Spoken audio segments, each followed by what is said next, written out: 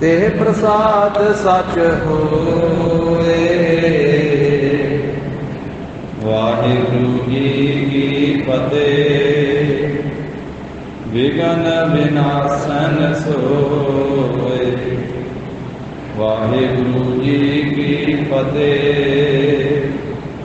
विघन विनाशन सोए। सतनाम श्री वाहिगुरु साहिब जी।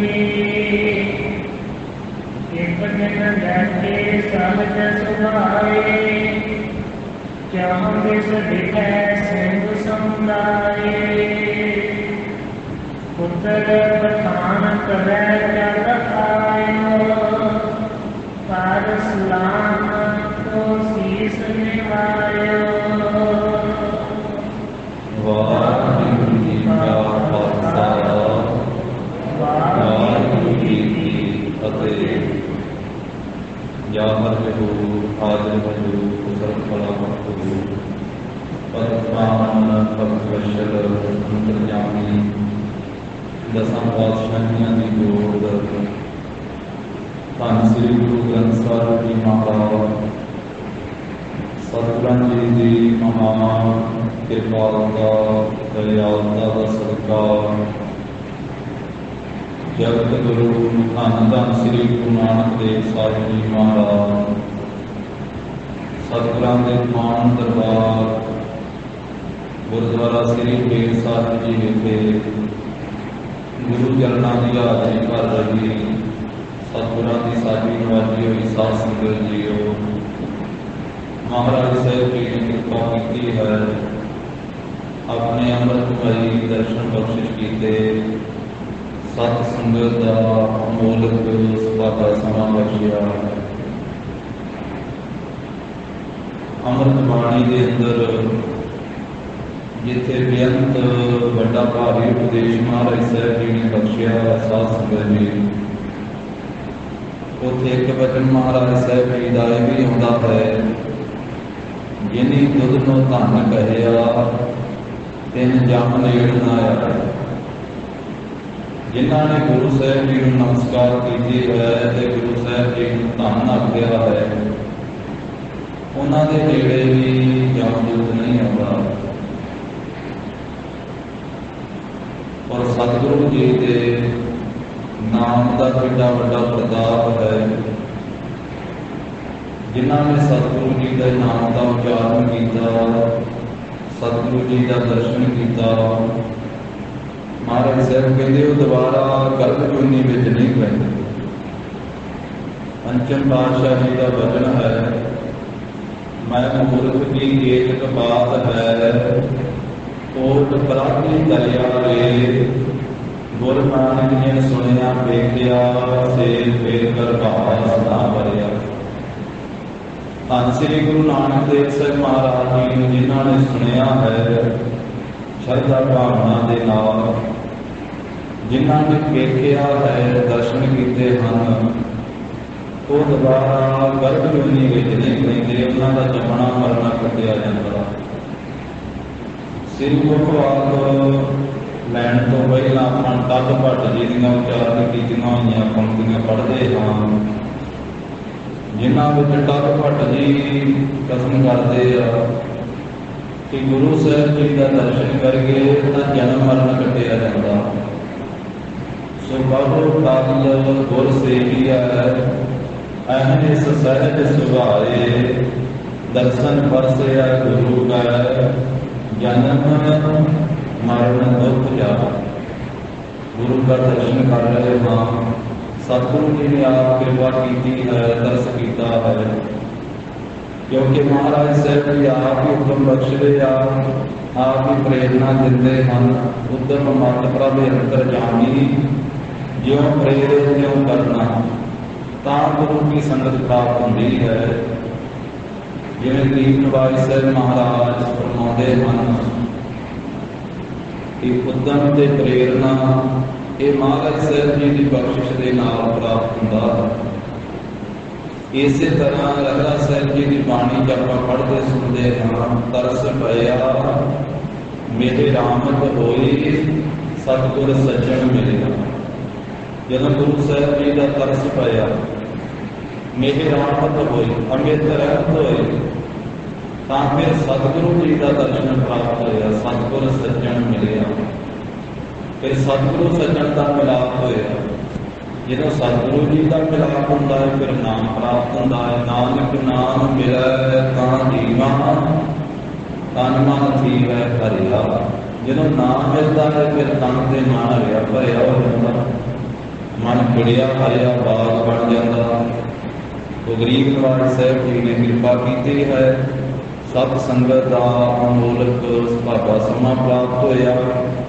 लड़ीवार रूप में धन श्री गुरु गोबिंद सिंह महाराज साहब जी का पवित्र इतिहास श्रवण कर रहे हैं।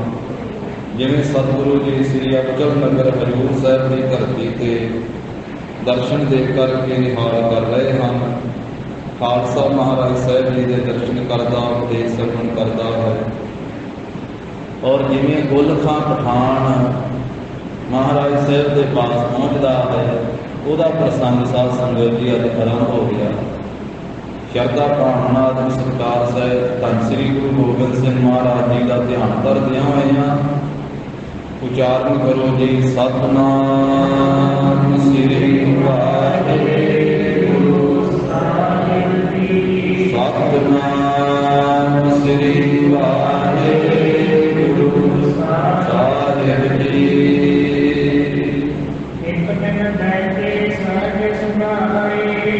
एक दिन कलगीधर पातशाह महाराज दीवान दे विच बैठे हुए हैं। सहज सुभाविक जी दशमेश पातशाह के 4 चुफेरे वड्डी गिनती दे विच समूह खालसा है, सारे सिंह हैं। उस मौके ते दीवान दे विच पठान का पुत्र एक चल के आया है।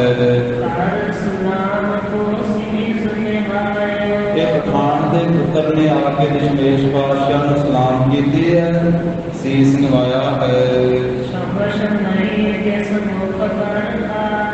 जिसके मुख से कहते भी बहुती दाढ़ी नहीं उस मौके ते आए सी, बहुती शरीर के उत्ते तरमाई भी, जवानी भी बहुती भरी हुई नहीं सी। है ना जवान से पर बहुती जवानी भरी हुई नहीं सी। इस दे उत्ते महाराज साहब जी को सलाम करके नमस्कार करके बहुत अदब के नाल कलगीधर पातशाह के सामने खलोता रहा है पठान का पुत्र। सुभाईमान मुखार पिंड तो दशमेश पातशाह जी ने बचन करके इस पठान के पुत्र को पुछना किया। महाराज कहने लगे भाई कौन मरद है, किमें आना किया है, तेरा नाम की है, अपना नाम दसना कर। तेरा देश केड़ा है, तेरा घर किथे है, तेरे हिरदे का मनोरथ की है, तू किमें आया है। तेरे पिता का की नाम है, तेरे पितामे दादा जी का की नाम है। ते अपना सारा ही घर का जिहड़ा प्रसंग है वो दस भी किवें अपने घर नूं छड्ड के आया है। कलगीधर पातशाह जी का वचन सुन करके जो पठान का पुत्र आया है ना, पठान के पुत्र ने फिर सारा प्रसंग दसिया। महाराज मेरे दादा जी का नाम पहले था पठान है, मेरे दादा जी का नाम है पहले था पठान। ते मेरे पिता का नाम सौंदे खान है। दादे का नाम पहले खान से ते मेरे पिता का नाम सौंदे खान है सी। ते गोल खान मेरा नाम है। महाराज मैं कहते था पठान का पुत्र हाँ मर्द पठान आप पहचानो कि महाराज मैं मर्द पठान हाँ पठाना का पुत्र हाँ देश नगर घर दूर महाना मेरा देश मेरा नगर मेरा घर वो इतों बहुत दूर है दुआबे बीच जलंधर जाए महाराज दुआबे दे विच जो जलंधर शहर है छोटा मीर ग्राम किसका ते जलंधर शहर के नेड़े महाराज मेरा पिंड पैंदा छोटा मीर छोटा मीरपुर मेरा पिंड है इतों बहुत दूर है उत्थे मेरी ठाहर है रंगकाल चाकर बादशाही ਅਸੀਂ ਬਹੁਤ ਚਿਰ ਕਾਲ ਦੇ ਕਈਆਂ ਸਾਲਾਂ ਦੇ ਬਾਦਸ਼ਾਹੀ ਚਾਕਰ ਹਾਂ ਪਰ ਬਾਦਸ਼ਾਹ ਦੀ ਫੌਜ ਵਿੱਚ ਨੌਕਰੀ ਕਰਨ ਵਾਲੇ ਹਾਂ कर दर्द गुजर मेहरबानी ਤੇ ਧਨ ਲੈ ਕਰਕੇ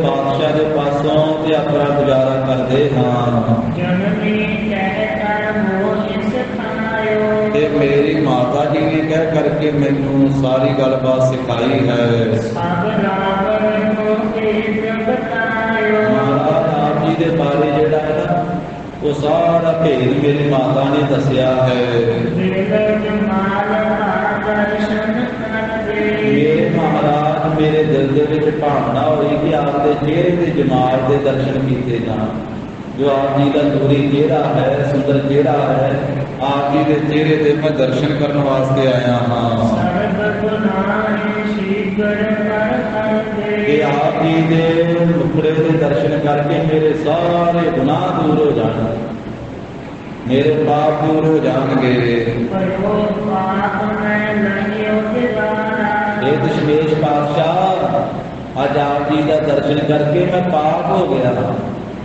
ਮੈਂ ਪਵਿੱਤਰ ਹੋ ਗਿਆ ਹਾਂ तुम पीरन के पीर उतारा ਕਿਉਂਕਿ ਆਪ ਜੀ ਪੀਰਾਂ ਦੇ ਪੀਰ ਹੋ ਉਦਾਰਾ ਸ੍ਰੇਸ਼ਟ ਸਭ ਤੋਂ ਵੱਡੇ ਪੀਰ ਹੋ सुन सतगुरु नाम सन्माना ਇਸ ਤਰ੍ਹਾਂ ਇਹ ਪਠਾਨ ਦੀ ਬੇਨਤੀ ਸੁਣ ਕਰਕੇ ਗੋਲਖਾਂ ਪਠਾਨ ਤੋਂ ਕਲਗੀਧਰ ਪਾਤਸ਼ਾਹ ਨੇ ਸਨਮਾਨ ਦਿੱਤਾ रहियो समीप मिठावन खाना ਫਿਰ ਇਸ ਤਰ੍ਹਾਂ ਗੱਲਬਾਤ ਕਰਨ ਤੋਂ ਬਾਅਦ ਮਹਾਰਾਜ ਕਹਿਣ ਲੱਗੇ ਵੀ ਬੈਠ ਜਾਓ ਤੇ ਪਠਾਨ ਪੁੱਤਰ ਇਹ ਗੋਲਖਾਂ ਬੈਠ ਗਿਆ पावन कर उपदेश दिखाई ਮਹਾਰਾਜ ਕਹਿਣ ਲੱਗੇ ਭਾਈ ਰੋਜ਼ ਆ ਜਾਇਆ ਕਰ ਗੁਰੂ ਕੇ ਦਰਬਾਰ ਦੇ ਵਿੱਚ ਇਹ ਸਭ ਵਾਸਤੇ ਗੁਰੂ ਨਾਨਕ ਸਾਹਿਬ ਮਹਾਰਾਜ ਦਾ ਘਰ ਦੇ ਦਰਵਾਜ਼ੇ ਖੁੱਲੇ ਆ ਜਦੋਂ ਮਰਜ਼ੀ ਆ ਜਾਇਆ ਕਰ ਤਾਂ ਰੋਜ਼ ਇੱਥੇ ਆ ਜਾਇਆ ਕਰ ਹਮੇਸ਼ਾ ਆ ਜਾਇਆ ਕਰ वर्षो वर्षो के मूल पाई ਜਿਵੇਂ ਤੇਰੇ ਹਿਰਦੇ ਵਿੱਚ ਭਾਵੇਂ ਤੈਨੂੰ ਚੰਗਾ ਲੱਗੇ ਆ ਕੇ ਦਰਸ਼ਨ ਪਰਸ ਜਾਇਆ ਕਰ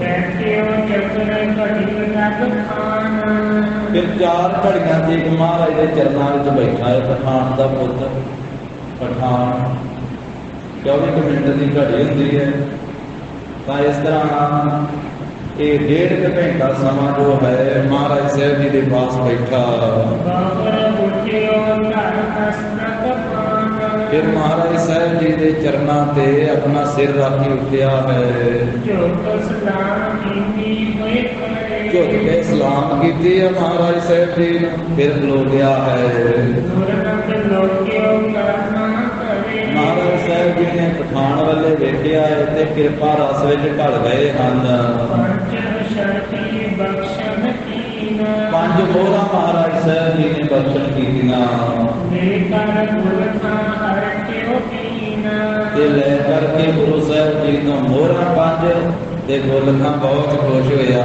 5 ਸੋਨੇ ਦੀਆਂ ਮੋਹਰਾਂ ਮਿਲੀਆਂ ਜਦੋਂ उन चढ़ गयो अपने खाना ਫਿਰ ਆਪਣੇ ਥਾਂ ਟਿਕਾਣੇ ਤੇ ਚਲੇ ਗਿਆ जननी संगत संग खाना ਤੇ ਆਪਣੀ ਮਾਤਾ ਦੇ ਨਾਲ ਜਾ ਕਰਕੇ ਸਾਰੀ ਗੱਲਬਾਤ ਜਿਹੜਾ ਪ੍ਰਸੰਗ ਉਹ ਦੱਸਿਆ मेहरबानी करी कृपा ਆਪਣੀ ਮਾਤਾ ਨੂੰ ਜਾ ਕੇ ਦੱਸਣ ਲੱਗਾ ਕਿ ਸ੍ਰੀ ਗੁਰੂ ਗੋਬਿੰਦ ਸਿੰਘ ਮਹਾਰਾਜ ਨੇ ਕਿਰਪਾ ਦੇ ਘਰ ਵਿੱਚ ਆ ਕਰਕੇ ਬਹੁਤ ਮਿਹਰਬਾਨੀ ਕੀਤੀ ਬਹੁਤ ਖੁਸ਼ੀ ਕੀਤੀ ਮਹਾਰਾਜ ਬੜੇ ਖੁਸ਼ ਹੋਏ ਕਿ ਸਤਿਗੁਰੂ ਜੀ ਨੇ 5 ਮੋਹਰਾਂ ਦਿੱਤੀਆਂ ਹਨ बख्शियो आवत गढ़ गढ़शाला ਮਹਾਰਾਜ ਸਾਹਿਬ ਜੀ ਨੇ ਮੈਨੂੰ ਆਉਂਦਿਆਂ ਹੋਇਆਂ ਬਹੁਤਾ ਧਨ ਬਖਸ਼ਿਸ਼ ਵਿੱਚ ਦੇ ਦਿੱਤਾ।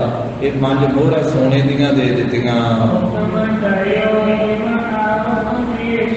ਇਹ ਮਾਤਾ ਨਾਲੇ ਸਤਿਗੁਰਾਂ ਨੇ ਹੁਕਮ ਵੀ ਕਰ ਦਿੱਤਾ ਵੀ ਇਹ ਰੋਜ਼ ਹੀ ਆ ਜਾਇਆ ਕਰ, ਹਮੇਸ਼ਾ ਆ ਜਾਇਆ ਕਰ। ਇਸ ਤਰ੍ਹਾਂ ਪਠਾਨ ਦੀ ਮਾਤਾ ਨੇ ਜਦੋਂ ਸੁਣਿਆ ਤੇ ਉਸ ਨੂੰ ਵੀ ਬੜੀ ਖੁਸ਼ੀ ਹੋਈ, ਵਿਸ਼ੇਸ਼ ਕਰਕੇ ਜਦੋਂ ਅਗਲਾ ਦਿਨ ਹੋਇਆ ਤੇ ਗੁਲਖਾਂ ਪਠਾਨ ਫੇਰ ਆ ਗਿਆ ਗੁਰੂ ਸਾਹਿਬ ਜੀ ਦੇ ਦਰਬਾਰ ਵਿੱਚ। ਇਹਨੇ ਝੁੱਕ ਕੇ ਮਹਾਰਾਜ ਸਾਹਿਬ ਜੀ ਨੂੰ ਫੇਰ ਸਲਾਮ ਕੀਤੀ ਹੈ। ਅੰਤਰਜਾਮੀ ਸਤਿਗੁਰੂ ਜੀ ਨੇ ਫੇਰ ਸਤਿਕਾਰ ਦਿੱਤਾ ਇਹਨੂੰ, ਤੇ ਸਤਿਕਾਰ ਦੇ ਕੇ ਤੇ ਆਪਣੇ ਨੇੜੇ ਹੀ ਬਿਠਾ ਲਿਆ। ਮਹਾਰਾਜ ਸਾਹਿਬ ਜੀ ਦੇ ਪਾਸ ਨੇੜੇ ਹੀ ਬੈਠ ਗਿਆ। ਜਦੋਂ ਘੜੀ ਦਾ ਸਮਾਂ ਹੋਇਆ ਨਾ, ਬੈਠਾ ਰਿਹਾ ਮਹਾਰਾਜ ਦੇ ਚਰਨਾਂ ਵਿੱਚ, ਫਿਰ ਸੁਭਾਇਮਾਨ ਕਰਨ ਤੋਂ ਮਹਾਰਾਜ ਨੇ ਬਚਨ ਕੀਤਾ। ਪੜ੍ਹੋ ਇੱਥੇ। ਮਹਾਰਾਜ ਸਾਹਿਬ ਜੀ ਕਹਿਣ ਲੱਗੇ ਕਿ ਇਹ ਪਠਾਨ ਚੌਪੜ ਦੀ ਖੇਲ ਖੇਲਣੀ ਜਾਣਦਾ ਹੈ ਕਿ ਨਹੀਂ ਜਾਣਦਾ। ਤੇ ਮਹਾਰਾਜ ਦਾ ਬਚਨ ਸੁਣ ਕੇ ਕਹਿੰਦਾ ਜੀ ਮੈਨੂੰ ਚੌਪੜ ਖੇਲਣਾ ਆਉਂਦਾ, ਮੈਂ ਖੇਲ ਲੈਂਦਾ ਹਾਂ। ਕੋਸ਼, ਕੋਸ਼ ਨਹੀਂ, ਕੋਸ਼ ਕਹਿੰਦੇ ਕਿ ਜਾਂਦੇ ਨੇ। ਕੋਸ਼ ਵੇਖਿਆ ਤੇ ਕਹੇ ਅਨਵਾਇਓ, ਕੋਸ਼ ਵਿੱਚੋਂ ਫਿਰ ਕਹਿ ਕਰਕੇ ਆਪਣੇ ਸਿੰਘ ਨੂੰ ਮੰਗਵਾਇਆ ਹੈ। ਉਹ ਚੌਪੜ ਦੀ ਖੇਲ ਖੇਲਣ ਵਾਸਤੇ ਨਾ ਵਿਛਾਉਣਾ, ਚੌਪੜ ਜਿਹੜਾ ਹੈ ਉਹ ਵਿਚਕਾਰ ਰੱਖ ਲਿਆ, ਆਪਣੇ ਤੇ ਪਠਾਨ ਦੇ ਮੁੱਖ ਦੇ ਵਿਚਕਾਰ ਮਹਾਰਾਜ ਸਾਹਿਬ ਜੀ ਨੇ ਦਿਖਾ ਦਿੱਤਾ। ਕਹਿੰਦੇ ਕਿ ਸੋਨੇ ਦੇ ਡਾਲਣੇ ਆ ਤੇ ਚੂਨੀ ਦੇ ਨਾਲ ਜੜੇ ਹੋਏ ਹਨ, ਚੂਨੇ ਦੇ ਨਾਲ ਬਹੁਤ ਜੜਤਕਾਰੀ ਹੈ ਤੇ ਸੋਨਾ ਲੱਗਾ ਹੋਇਆ ਹੈ ਵਿੱਚ ਡਾਲਣਿਆਂ ਦੇ। ਇਸੇ ਤਰ੍ਹਾਂ ਉਹ ਖੇਲ ਦੇ ਵਿੱਚ ਜਿਹੜੀਆਂ ਨਰਦਾਂ ਰੱਖਣ ਵਾਲੀਆਂ ਹਨ ਉਹ ਵੀ ਜਗਮਗਾ ਰਹੀਆਂ, ਬਹੁਤ ਚਮਕਦੀਆਂ। ਤੇ ਫਿਰ ਦਾਵ ਖੇਡਿਆ ਹੈ ਪਠਾਨ ਦੇ ਪੁੱਤਰ ਦੇ ਨਾਲ, ਉਹ ਡਾਲਣੇ ਜਿਹੜੇ ਸੁੱਟੇ ਹਨ ਧਰਤੀ ਦੇ ਉੱਤੇ। ਇਸ ਤਰ੍ਹਾਂ ਮਹਾਰਾਜ ਸਾਹਿਬ ਜੀ ਨੇ 1-2 ਬਾਰੀਆਂ ਖੇਲੀਆਂ ਪਠਾਨ ਦੇ ਨਾਲ, ਇਹ ਚੌਪੜ ਦੇ ਖੇਲ ਦੀਆਂ। ਫਿਰ ਮਹਾਰਾਜ ਸਾਹਿਬ ਜੀ ਨੇ ਹੋਰ ਵਾਰਤਾ ਗੱਲਬਾਤ ਚਲਾ ਲਈ ਪਠਾਨ ਮੁਲਕਾਂ ਦੇ ਨਾਲ। ਸਤਿਗੁਰੂ ਕਹਿੰਦੇ ਪਠਾਣਾ ਦੱਸ ਕਦੋਂ ਕਦੀ ਬਾਦਸ਼ਾਹੀ ਨੌਕਰੀ ਪ੍ਰਾਪਤ ਕੀਤੀ ਹੈ? ਤੇ ਬਾਦਸ਼ਾਹ ਦੇ ਪਾਸ ਕਦੋਂ ਕਦੇ ਤੁਸੀਂ ਰਹੇ ਹੋ? ਤੇ ਕਿੰਨਾ ਕੁ ਧਨ ਫਿਰ ਤੁਸੀਂ ਬਾਦਸ਼ਾਹ ਦੇ ਪਾਸੋਂ ਪ੍ਰਾਪਤ ਕਰ ਲੈਂਦੇ ਹੋ ਨੌਕਰੀ ਕਰਦੇ ਆ? ਦਸ਼ਮੇਸ਼ ਬਾਦਸ਼ਾਹ ਜੀ ਦਾ ਬਚਨ ਸੁਣ ਕਰਕੇ ਤੇ ਹੱਥ ਜੋੜ ਕੇ ਗੁਲਖਾਂ ਪਠਾਨ ਨੇ ਬੇਨਤੀ ਕੀਤੀ, ਮਹਾਰਾਜ ਬੜੇ ਚਿਰ ਦਾ ਤੇ ਲੱਗੀ ਹੈ ਨੌਕਰੀ, ਬੜੀ ਮਹਾਨ ਨੌਕਰੀ ਮਿਲੀ ਹੋਈ ਹੈ। ਮੇਰੇ ਮਾਤਾ ਜੀ ਨੇ ਆਪ ਜੀ ਦਾ ਸਾਰਾ ਪ੍ਰਸੰਗ ਜਿਹੜਾ ਹੈ ਉਹ ਦੱਸਿਆ ਹੈ। ਬਾਕੀ ਜਿਹੜਾ ਨੌਕਰੀ ਦੀ ਗੱਲਬਾਤ ਹੈ ਜੋ ਮੇਰੇ ਮਾਤਾ ਜੀ ਨੇ ਮੈਨੂੰ ਦੱਸਿਆ ਮੈਂ ਆਪ ਜੀ ਦੇ ਨਾਲ ਦੱਸਦਾ ਹਾਂ। ਮਹਾਰਾਜ ਮੇਰੇ ਮਾਤਾ ਜੀ ਨੇ ਮੈਨੂੰ ਦੱਸਿਆ ਕਿ ਮੇਰੇ ਦਾਦਾ ਜੀ ਪਹਿਲੇ ਖਾਂ ਪਠਾਨ ਉਹ ਬਾਦਸ਼ਾਹ ਨੂੰ ਜਾ ਕਰਕੇ ਮਿਲੇ ਸਨ। ਕਿਸੇ ਕਾਰਨ ਕਰਕੇ ਗੁਰੂ ਸਾਹਿਬ ਜੀ ਦੇ ਨਾਲ ਝਗੜਾ ਹੋ ਗਿਆ। ਉਹਦੇ ਆਪਾਂ ਸਾਰਾ ਜਾਣਦੇ ਹਾਂ ਸਾਧ ਸੰਗਤ ਜੀ, ਪਹਿਲੇ ਖਾਂ ਪਠਾਨ ਨੂੰ ਮਹਾਰਾਜ 6ਵੇਂ ਪਾਤਸ਼ਾਹ ਨੇ ਬਚਪਨ 'ਚ ਲੈ ਕੇ ਪਾਲਿਆ, ਬਹੁਤ ਪਰਵਰਿਸ਼ ਕੀਤੀ ਸੀ ਪਹਿਲੇ ਖਾਂ ਪਠਾਨ। ਮਹਾਰਾਜ ਦੇ ਸਿੰਘਾਂ ਨੂੰ ਆਖਿਆ ਸੀ ਵੀ ਜਿੰਨਾ ਰਾਸ਼ਨ ਪਾਣੀ ਇਹ ਛਕ ਛਕਾ ਲਵੇ ਨਾ ਇਹਨੂੰ ਖੁੱਲ੍ਹਾ ਹੀ ਛਕਾਉਣਾ ਵਾ, ਨਾ ਕੋਈ ਨਹੀਂ ਕਰਦਾ। ਜਿੰਨਾ ਦੁੱਧ ਪੀ ਲਵੇ ਉਹਨਾਂ ਦੁੱਧ, ਜਿੰਨਾ ਘਿਓ ਹਜਮ ਕਰ ਲਵੇ ਉਹਨਾਂ ਘਿਓ ਛਕਾਉਣਾ ਹੈ। ਤੇ ਗਿਰੀਆਂ ਮੇਵੇ ਦੁੱਧ ਵਿੱਚ ਪਾ ਕੇ ਸਿਆਲ ਦੇ ਮੌਕੇ ਤੇ ਕਹਿੰਦੇ ਥਾਂ ਪਠਾਨ ਨੂੰ ਦਿੱਤੇ ਜਾਂਦੇ ਸੀ। ਦੋਵਾਂ ਮੱਝਾਂ ਦਾ ਪੂਰਾ ਦੁੱਧ ਜਿਹੜਾ ਸੀ ਉਹ ਕਾੜ ਕੇ ਕਹਿੰਦੇ ਥਾਂ ਨੂੰ ਛਕਾਇਆ ਜਾਂਦਾ ਸੀ, ਵਿੱਚ ਗਿਰੀਆਂ ਮੇਵੇ ਪਾ ਕੇ। ਤੇ ਫਿਰ ਕਸਰਤ ਬੜੀ ਕਰਦਾ ਸੀ ਤੇ ਮਹਾਰਾਜ ਸਾਹਿਬ ਜੀ ਨੇ ਆਪ ਉਹਦੀ ਪਾਲਣਾ ਕਰਵਾਈ ਤੇ ਕਹਿੰਦੇ ਤਾਂ ਬਹੁਤ ਤਕੜਾ ਹੋਇਆ। ਉਹਦੇ ਸੰਬੰਧ 'ਚ ਲਿਖਿਆ ਕਿ ਇੰਨਾ ਬੜੀ ਹੋਇਆ ਕਿ ਗੁਰੂ ਸਾਹਿਬ ਜੀ ਨੇ ਪਾਲਿਆ ਸੀ ਛੇਵੇਂ ਪਾਤਸ਼ਾਹ ਨੇ, ਤੇ ਭਿੜਦੇ ਹੋਏ ਝੋਟਿਆਂ ਨੂੰ ਸਿੰਘਾਂ ਨੂੰ ਫੜ ਕੇ ਪਿਛਾਂਹ ਢਾ ਦਿੰਦਾ ਸੀ। ਡਾਂਗਾਂ ਟੁੱਟ ਜਾਂਦੀਆਂ ਜਦੋਂ ਮਾਲੀ ਭਿੜਦੇ ਹੋਣ। ਆ ਮੰਡ 'ਚ ਮੱਝਾਂ ਚਾਰਦੇ ਆ, ਜਦੋਂ ਮਾਲੀ ਭਿੜ ਪੈਂਦੇ ਨਾ ਇੱਕ ਪਿੰਡ ਦਾ ਦੂਜੇ ਪਿੰਡ ਦੇ ਮਾਲੀ ਦੇ ਨਾਲ, ਤੇ ਜੇ ਉਸ ਵੇਲੇ ਮੱਝਾਂ ਚਾਰਨ ਵਾਲਿਆਂ ਦੀਆਂ ਡਾਂਗਾਂ ਟੁੱਟ ਜਾਂਦੀਆਂ ਹੁੰਦੀਆਂ ਸੀ, ਉਹਨਾਂ ਨੂੰ ਛਡਾਉਂਦੇ ਆ। ਪਰ ਉਹ ਨਹੀਂ ਸੀ ਇੱਕ ਦੂਜੇ ਦਾ, ਇੱਕ ਅੱਧੇ ਜਿਹਦਾ ਜ਼ੋਰ ਚੜ ਜਾਂਦਾ ਉਹ ਦੂਜੇ ਨੂੰ ਅੱਗੇ ਲਾ ਲੈਂਦਾ ਹੁੰਦਾ ਸੀ ਜਾਂ ਸਿੰਘ ਸੰਗ ਤੋੜ ਦਿੰਦਾ ਸੀ। ਤੇ ਉਹ ਪਹਿਲੇ ਤਾਂ ਪਠਾਨ ਵਿੱਚ ਇੰਨਾ ਬਲ ਸੀ, ਜਦੋਂ ਝੋਟੇ ਭਿੜਦੇ ਆ ਟੱਕਰਾਂ ਮਾਰਦੇ ਆ ਤੇ ਦੋਵਾਂ ਨੂੰ ਸਿੰਘਾਂ ਤੋਂ ਫੜ ਕੇ ਤੇ ਪਿਛਾਂਹ ਕਰ ਦਿੰਦਾ ਸੀ, ਪਿਛਾਂਹ ਖਿਲਾ ਦਿੰਦਾ। ਜ਼ੋਰ ਲਾ ਕੇ ਤੇ ਫਿਰ ਉਹ ਹਾਰਾਂ ਹੋ ਜਾਂਦੇ ਤੇ ਪਿਛਾਂਹ ਕਰ ਦਿੰਦਾ ਸੀ। ਜਦੋਂ ਬਲਦ ਭਿੜਦੇ ਸਾਨ ਭਿੜਦੇ ਹੁੰਦੇ ਸੀ, ਸਾਨਾਂ ਭਿੜਦਿਆਂ ਨੂੰ ਵੀ ਢਾ ਦਿੰਦਾ ਸੀ। ਰੁਪਈਆ ਰੱਖ ਕਰਕੇ ਹੱਥ 'ਚ ਤੇ ਮਲ ਕੇ ਤੇ ਮੋਹਰ ਤੋਂ ਮੇੜ ਦਿੰਦਾ ਸੀ, ਇੰਨੀ ਤਾਕਤ। ਨਾਰੀਅਲ ਜਿਹੜਾ ਵਾ ਵੇਖੋ ਥੋੜੇ ਨਾਲ ਭੰਨੀ ਦਾ ਨਾਰੀਅਲ ਕਿੰਨਾ ਤਗੜਾ ਹੁੰਦਾ, ਉਹ ਅਰਗ ਤੇ ਰਾਤ ਕਰਕੇ ਦੱਬ ਕੇ ਹੀ ਤਾਕਾ ਪਾ ਦਿੰਦਾ ਸੀ ਨਾਰੀਅਲ ਦਾ। ਕਿੰਨਾ ਬਲ ਸੀ ਸਰੀਰ ਦੇ ਵਿੱਚ। ਘੋੜੇ ਸਮੇਤ ਸਵਾਰ ਨੂੰ ਮੌਰਾਂ ਤੇ ਚੁੱਕ ਲੈਂਦਾ ਸੀ, ਘੋੜੇ ਨੂੰ ਵੀ ਨਾਲੇ ਚੁੱਕ ਲੈਂਦਾ ਸੀ। ਕਿੰਨੀ ਤਾਕਤ ਹੋਊਗੀ, ਇੰਨਾ ਬਲੀ ਸੀ। ਤੇ ਸ੍ਰੀ ਗੁਰੂ ਹਰਗੋਬਿੰਦ ਸਾਹਿਬ ਜੀ ਮਹਾਰਾਜ ਉਹ ਤਾਂ ਬਲੀਆਂ ਦੇ ਬਲੀ।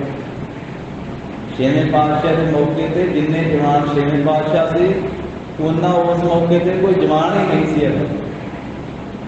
ਤੇ ਸਤਿਗੁਰੂ ਜੀ ਆਪ ਵੀ ਕਸਰਤ ਕਰਿਆ ਕਰਦੇ। ਕਦੇ ਫਿਰ ਮਹਾਰਾਜ ਨੇ ਅਖਾੜੇ ਵਿੱਚ ਜਾਣਾ, ਜਿੱਥੇ ਗੁਰੂ ਕੇ ਸਿੰਘ ਤੇ ਪਹਿਲੇ ਖਾਂ ਪਠਾਨ ਵੀ ਕਸਰਤ ਕਰਦਾ ਸੀ। ਮਹਾਰਾਜ ਨੇ ਕਹਿਣਾ ਵੀ ਚੱਲ ਪਹਿਲੇ ਖਾਂ ਆਪਾਂ ਕੁਸ਼ਤੀ ਕਰੀਏ, ਤੂੰ ਸਾਡਾ ਜ਼ੋਰ ਕਰਾ। ਤੇ ਛੇਵੇਂ ਪਾਤਸ਼ਾਹ ਦੇਖੋ ਇੰਨਾ ਬਲੀ ਸੀ, ਪਰ ਛੇਵੇਂ ਪਾਤਸ਼ਾਹ ਦਾ ਜ਼ੋਰ ਨਹੀਂ ਸੀ ਕਰਾ ਸਕਦਾ। ਛੇਵੇਂ ਪਾਤਸ਼ਾਹ ਕਿੰਨੇ ਵਧੀਆ ਹੋਣ। ਤੇ ਛੇਵੇਂ ਪਾਤਸ਼ਾਹ ਮਹਾਰਾਜ ਢਾਹ ਲੈਂਦੇ ਸੀ, ਪਹਿਲੇ ਖਾਂ ਦੀਆਂ ਗੋਡਲੀਆਂ ਲਵਾ ਕੇ ਉਹਦੀਆਂ ਮੌਰਾਂ ਲਾ ਦਿੰਦੇ ਹੁੰਦੇ ਸੀ। ਤੇ ਮਹਾਰਾਜ ਨੇ ਉੱਤੇ ਬਹਿ ਜਾਣਾ ਇਹਨੂੰ ਢਾਹ ਕਹਿੰਦੇ ਖਾਂ। ਇਹਨੇ ਕਹਿਣਾ ਵੀ ਮਹਾਰਾਜ ਇਸ ਮੌਕੇ ਤੇ ਮੇਰੇ ਜਿੰਨਾ ਬਲ ਤਾਂ ਨਹੀਂ ਕਿਸੇ ਵਿੱਚ ਹੈ, ਤੁਸੀਂ ਆਪਣੀ ਰੂਹਾਨੀ ਤਾਕਤ ਨਾਲ ਮੈਨੂੰ ਢਾਉਂਦੇ ਹੋ, ਸਰੀਰਕ ਬਲ ਨਾਲ ਨਹੀਂ। ਮਹਾਰਾਜ ਕਹਿੰਦੇ ਨਹੀਂ, ਪਹਿਲੇ ਕਾ ਸਰੀਰਕ ਬਲ ਨਾਲ ਹੀ ਢਾਉਣੇ ਆ। ਕਹਿੰਦਾ ਨਹੀਂ ਮਹਾਰਾਜ ਸਰੀਰਕ ਬਲ ਨਾਲ ਨਹੀਂ ਢਾਉਂਦੇ, ਤੁਸੀਂ ਆਪਣੀ ਸ਼ਕਤੀ ਨਾਲ ਢਾਉਂਦੇ ਜੋ। ਛੇਵੇਂ ਪਾਤਸ਼ਾਹ ਮਹਾਰਾਜ ਇੰਨੇ ਬਲ ਸੀ। ਤਾਂ ਉਹ ਕਹਿੰਦੇ ਖਾਂ ਸਾਧ ਸੰਗਤ ਜੀ ਜਿਸ ਨੂੰ ਪਾਲਿਆ, ਜਿਹਦਾ ਵਿਆਹ ਕੀਤਾ, ਫਿਰ ਇਹਦਾ ਅੱਗੇ ਪਰਿਵਾਰ ਵਧਿਆ। ਤਾਂ ਇਸ ਤਰੀਕੇ ਦੇ ਨਾਲ ਇਹਦੇ ਘਰੇ ਲੜਕੀ ਹੋਈ, ਫਿਰ ਉਹ ਵੀ ਜਵਾਨ ਹੋਈ, ਉਹਦਾ ਵੀ ਵਿਆਹ ਕੀਤਾ। ਜੋ ਜਿਹੜਾ ਇਹਦਾ ਜਵਾਈ ਸੀ ਨਾ, ਉੱਥੋਂ ਫਿਰ ਉਹਦੇ ਮਗਰ ਲੱਗ ਕਰਕੇ ਗੁਰੂ ਘਰ ਤੋਂ ਬੇਮੁਖ ਹੋਇਆ ਸੀ, ਜਿਹੜਾ ਪਹਿਲੇ ਖਾਨ ਦਾ ਜਵਾਈ ਸੀ। ਉਹਦੇ ਕਰਕੇ ਜਿਹੜੇ ਉਹਦੇ ਮਗਰ ਲੱਗ ਕਰਕੇ ਗੁਰੂ ਘਰ ਤੋਂ ਬੇਮੁਖ ਹੋ ਗਿਆ। ਲੰਮਾ ਚੌੜਾ ਇਤਿਹਾਸ। ਤੇ ਫਿਰ ਬੇਮੁਖ ਹੋ ਕਰਕੇ ਤੇ ਇਹ ਲਾਹੌਰ ਚਲੇ ਗਿਆ, ਬਾਦਸ਼ਾਹ ਨਾਲ ਰਲ ਗਿਆ। ਤੇ ਫਿਰ ਛੇਵੇਂ ਪਾਤਸ਼ਾਹ ਦੇ ਫੌਜਾਂ ਚੜਾ ਕੇ ਲੈ ਆਇਆ। ਜਿਹੜਾ ਚੌਥਾ ਜੰਗ ਹੈ ਨਾ, ਉਹ ਫੌਜਾਂ ਇਹ ਪਹਿਲੇ ਤਾਂ ਪਠਾਨ ਹੀ ਚੜਾ ਕੇ ਲਿਆਇਆ ਸੀ। ਇਹ ਕਰਤਾਰਪੁਰ ਸਾਹਿਬ ਵਾਲਾ ਜਿਹੜਾ ਜੰਗ ਹੋਇਆ, ਇਹਦੇ 'ਚ 75,000 ਫੌਜਾਂ ਚੜਾ ਕੇ ਲਿਆਇਆ ਸੀ ਕਹਿੰਦੇ ਖਾਂ। ਪਹਿਲਾ ਜੰਗ ਗੁਰੂ ਹਰਗੋਬਿੰਦ ਸਾਹਿਬ ਜੀ ਦਾ ਸ੍ਰੀ ਅੰਮ੍ਰਿਤਸਰ ਸਾਹਿਬ ਵਾਲਾ ਹੋਇਆ, ਉਦੋਂ ਲਾਹੌਰ ਤੋਂ 7,000 ਫੌਜਾਂ ਚੜ੍ਹ ਕੇ ਆਈਆਂ ਸੀ, ਮਹਾਰਾਜ ਦੀ ਫਤਿਹ ਹੋਈ। ਦੂਜਾ ਜੰਗ ਸ੍ਰੀ ਹਰਗੋਬਿੰਦਪੁਰ ਸਾਹਿਬ ਵਾਲਾ ਹੋਇਆ, ਉੱਥੇ 15,000 ਫੌਜਾਂ ਗਈਆਂ ਸੀ ਚੜ੍ਹ ਕੇ। ਤੀਜਾ ਜਿਹੜਾ ਜੰਗ ਹੈ ਉਹ ਮਾਲਵੇ ਦਾ ਹੋਇਆ, ਗੁਰੂ ਸਮਰਾਟ ਵਾਲਾ। ਉੱਥੇ ਲੱਲਾ ਬੇਗ ਕਾਸਮ ਬੇਗ ਆਦਿ ਕੇ ਗਏ ਸੀ ਜਦ ਮੈਂ ਲਾਹੌਰ ਤੋਂ ਚੜ੍ਹ ਕੇ ਆਏ ਸੀ। ਉਹਦੇ ਵਿੱਚ 35,000 ਫੌਜ ਚੜ੍ਹ ਕੇ ਗਈ ਸੀ ਉੱਥੇ। 35,000 ਸਭ ਤੋਂ ਵੱਧ ਇੱਥੇ ਪਹਿਲੇ ਖਾਨ ਜਦੋਂ ਫੌਜਾਂ ਲੈ ਚੜ੍ਹਾ ਕੇ 75,000 ਫੌਜਾਂ ਲੈ। ਤੇ ਕੁਝ ਹੋਰ ਟੱਕਰਾਂ ਦੇ ਲੋਕ ਰਲ ਗਏ ਸੀ ਨਾਲ, ਤੇ गिनती लख की लिखी है, लख की गिनती हो गई सी। ते उस मौके ते फिर महाराज साहब जी ने सतगुरु हरगोबिंद साहब जी के हथों ये कहते खान मरिया। ਇਹ ਮਹਾਰਾਜ ਦੇ ਘੋੜੇ ਥੱਲੇ ਭੱਜ ਕੇ ਵੜ ਲੱਗਾ ਸੀ। ਇਹਨੇ ਖਿਆਲ ਸੀ ਵੀ ਜਿਵੇਂ ਬਾਕੀ ਘੋੜੇ ਮੈਂ ਚੁੱਕ ਲੈਣਾ, ਨਹੀਂ ਮੈਂ ਚੁੱਕ ਹੀ ਲੈਣਾ। ਜਦੋਂ ਮਹਾਰਾਜ ਦੇ ਘੋੜੇ ਥੱਲੇ ਵੜ ਲੱਗਾ ਸੀ, ਉੱਧਰ ਢਾਲ ਮਾਰੀ ਸੀ ਮਹਾਰਾਜ ਨੇ, ਸਿਰ ਢਾਲ ਨਾਲ ਹੀ ਥਾਂ ਪਾ ਦਿੱਤਾ, ਨਾਲ ਹੀ ਵਾਰ ਕੀਤਾ ਤੇ ਚੀਰ ਕੇ ਰੱਖ ਦਿੱਤਾ। ਛੇਵੇਂ ਪਾਤਸ਼ਾਹ ਗੁਰੂ ਹਰਗੋਬਿੰਦ ਸਾਹਿਬ ਜੀ ਉਧਰੋਂ ਫਿਰ ਧੁੱਪ ਬੜੀ ਸੀ। ਹੁਣ ਥੱਲੇ ਜੇ ਧਰਤੀ ਤੇ ਤੜਪਦਾ ਪਿਆ ਨਾ, ਇਹਦੇ ਚਿਹਰੇ ਤੇ ਧੁੱਪ ਆਈ ਤੇ ਫਿਰ ਮਹਾਰਾਜ ਨੇ ਢਾਲ ਕਰ ਦਿੱਤੀ ਉੱਤੇ। हथी बचपन तो पालिया, जवान कीता, खुराकां खवाइयां सी, बेमुख हो गया। तो महाराज कहते हैं पहले काम कई इतिहासकारों ने लिखा तीनों गुरमुखां। महाराज कहने लगे छेवें पातशाह पहले खान पढ़दा कलमा जाती आला, कहता महाराज जी हुण कलमा तुहाडी तलवार ही बन गई मेरे वास्ते, हुण तुसीं किरपा करो। महाराज ने ढाल की शाम की सी पहले खान खान ਤਾਂ ਇਸ ਤਰ੍ਹਾਂ ਜਾ ਕਰਕੇ ਉਧਰ ਵਲਿਆ ਸੀ ਗੁਰੂ ਘਰ ਤੋਂ ਬੇਮੁਖ ਹੋ ਕਰਕੇ ਸਰਕਾਰ ਦੇ ਨਾਲ। ਤਾਂ ਇਹ ਹੁਣ ਦੱਸ ਰਿਹਾ ਵਾ ਗੁੱਲ ਖਾਂ, ਕਹਿੰਦਾ ਕਿ ਮਹਾਰਾਜ ਜਿਵੇਂ ਮੇਰੀ ਮਾਤਾ ਨੇ ਮੈਨੂੰ ਦੱਸਿਆ ਹੈ ਕਿ ਮੇਰੇ ਦਾਦਾ ਜੀ ਕਹਿੰਦੇ ਖਾਂ ਪਠਾਨ ਉਹ ਬਾਦਸ਼ਾਹ ਦੇ ਨਾਲ ਜਾ ਕਰਕੇ ਸ਼ਾਹਜਹਾਨ ਦੇ ਨਾਲ ਜਾ ਕੇ ਰਲੇ ਸਨ।